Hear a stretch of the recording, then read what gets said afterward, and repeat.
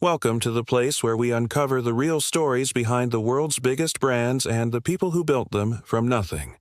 If you're passionate about business, hustle, and the journey from zero to legacy, make sure to hit that subscribe button right now and join the family. Now, let's get started.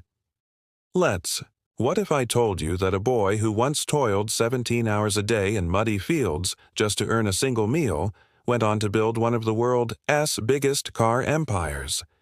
This is the extraordinary journey of Chung Ju-Yung, the man behind the Hyundai Empire, and how he changed not only his own destiny, but also that of an entire nation. Let me ask you a question. If you were born dirt poor, living on the brink of starvation, with nothing more than mud-caked feet and tattered clothes, would you even dream of starting a company worth billions? Or would survival be your biggest challenge each day? Well, Chung Ju-Yung faced that choice daily, but his response was neither defeat nor resignation. Instead, it was a quiet vow for change. In today's episode, we'll take a trip back to the humble beginnings of the great man, exploring the poverty and hardships that shaped his early life. And you'll discover how these experiences ignited the spark of ambition within him. You'll see how he transformed his dreams into reality, not just for himself, but for an entire nation. Join us as we uncover the untold story of Chung Ju-Yung's rise from extreme poverty to become one of the most successful entrepreneurs of our time. Let's begin. Chung Ju-Yung, the legendary founder of Hyundai, was born in 1915 in a tiny village in what is now North Korea. His family was so poor that they couldn't afford proper clothes, let alone education. Young Chung dreamed of becoming a school teacher, but life had other plans. Instead of classrooms, he spent his childhood working the fields. He recalls those tough days in a quote, "I used to get up before sunrise and work all day and evening. Even though I was hungry, I never complained about my fate." Imagine that, working from before sunrise to nightfall, yet never complaining. That's the spirit of a true champion. Often, Chung and his family worked all day and still slept on empty stomachs. You can probably picture the scene. A young boy lying in the dirt, stomach rumbling, staring up at the moon, wondering where his next meal will come from. But through it all, Chung never gave up hope. He believed that one day he would break free from this cycle of poverty. One day, Chung would travel to a nearby town to sell firewood, and it was there that he saw a completely different world. People had shoes on their feet. They wore clean clothes, and most importantly, they had enough to eat without laboring from dawn to dusk. That sight fueled his ambition. He knew deep down that life in the fields wasn't for him. When Chung was just 16 years old, he decided to take a leap of faith. He left home and walked more than 160 kilometers to reach the city of Kowon. There, he found work as a laborer on a construction site. The pay was low and the work was exhausting, but it was his first step towards independence. Sadly, this didn't last long. His father found him and dragged him back home. Even as a teenager, Chung was determined to carve his own path in life. His spirit was unbreakable, and as we all know, that's what champions are made of. He tried to run away 2 more times but was caught again. Finally, at 18, Chung made one last escape. This time, no one stopped him. Imagine the scene. An 18-year-old boy, Chung, all grown up, bidding farewell to his family and village, setting off on a journey to the big city. His heart pounding with excitement and fear, dreaming of a better future but unsure of what lies ahead. Chung arrived in Seoul and took whatever jobs he could find, from a laborer to a factory hand. He was hardworking and dependable. Soon he landed a delivery job at Bokyang Rice Store.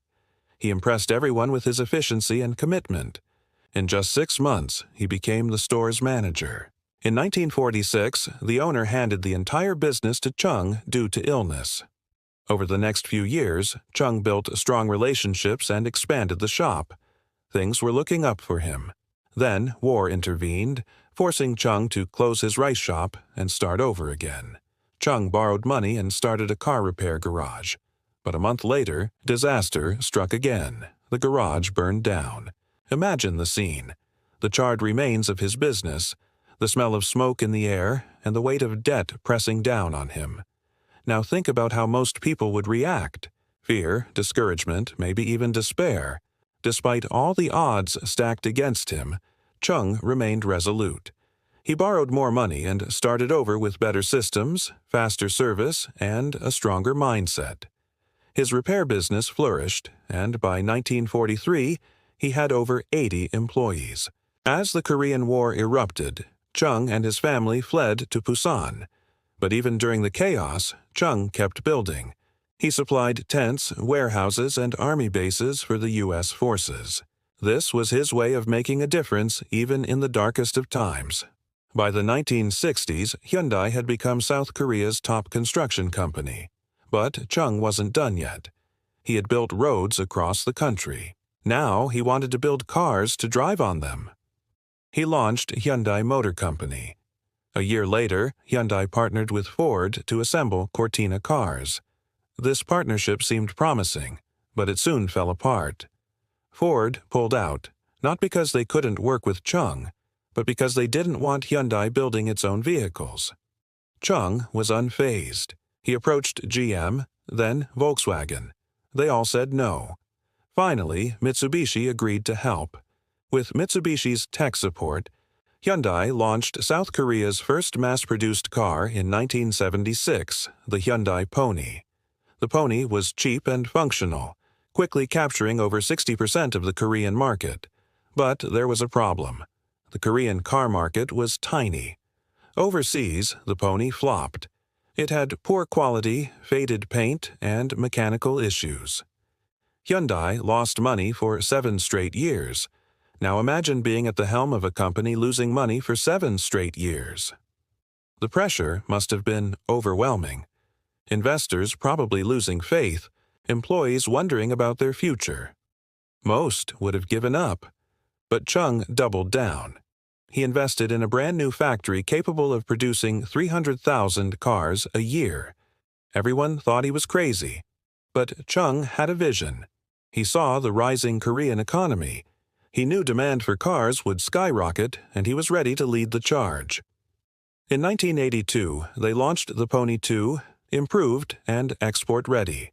It sold well in Africa, Latin America, and Canada.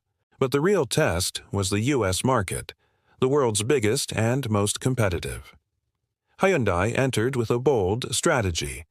They offered a brand new car, the Hyundai Excel, at the price of a used one, with a 5-year warranty.